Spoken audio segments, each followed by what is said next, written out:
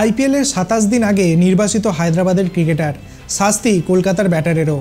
2 ম্যাচের জন্য নির্বাসিত করা হলো শ্রীলঙ্কার টি-20 দলের অধিনায়ক। গত বুধবার আফগানিস্তানের বিরুদ্ধে তৃতীয় টি-20 ম্যাচে আম্পায়ারের সিদ্ধান্তে ক্ষোভ প্রকাশ করে কটাক্ষ করেছিলেন ওয়ানিন্দু হাসরঙ্গ। শৃঙ্খলাভঙ্গে সেই অপরাধী শাস্তি পেতে হলো তাকে। ইন্টারন্যাশনাল ক্রিকেট কাউন্সিল বা আইসিসি শনিবার হাসরঙ্গের শাস্তি ঘোষণা করেছে। 2 ম্যাচ নির্বাচনের সঙ্গে তার ম্যাচ ফির 50% জরিমানা করা হয়েছে। 3 ডিমেরিট পয়েন্ট দেওয়া হয়েছে শ্রীলঙ্কার অধিনায়ককে। আগামী 24 মাসে তার ডিমেরিট পয়েন্ট 5 হলে আরও কঠিন শাস্তি পেতে হবে। এই শাস্তির ফলে আগামী মাসে বাংলাদেশের বিরুদ্ধে প্রথম 2টি টি-20 ম্যাচ খেলতে পারবেন না হাসরঙ্গ। একই ম্যাচে শৃঙ্খলাভঙ্গের জন্য ম্যাচে ফির 15% জরিমানা হয়েছে আফগানিস্তান এবং কলকাতা নাইট রাইডার্সের ব্যাটার রাহমুল্লাহ গুরবাজের।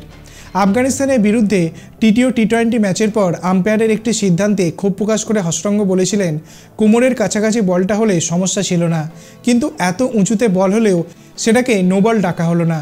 আর একটু উঁচু হলে ব্যাটারের মাথায় লাগতে পারত, সেটা দেখেও দেখতে পান না, তাহলে এই রকম আম্পায়ারকে আন্তর্জাতিক ক্রিকেট ম্যাচে খেলানো উচিত নয়।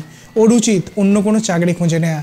আফগানিস্তানের ওয়াদাফার মেমান্দ কোমরের চেয়ে বেশি উচ্চতায় একটি বল করেছিলেন কামিন্ডো মেন্ডিসকে, কিন্তু square leg umpire Lyndon Hannibal no ball দেননি।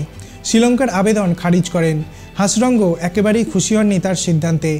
আগামী আইপিএলে সানরাইজার্স হায়দ্রাবাদের হয়ে খেলার কথা হাসরঙ্গের।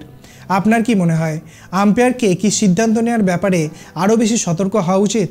আপনার অভিমত আপনি কমেন্ট সেকশনে জানাতে পারেন।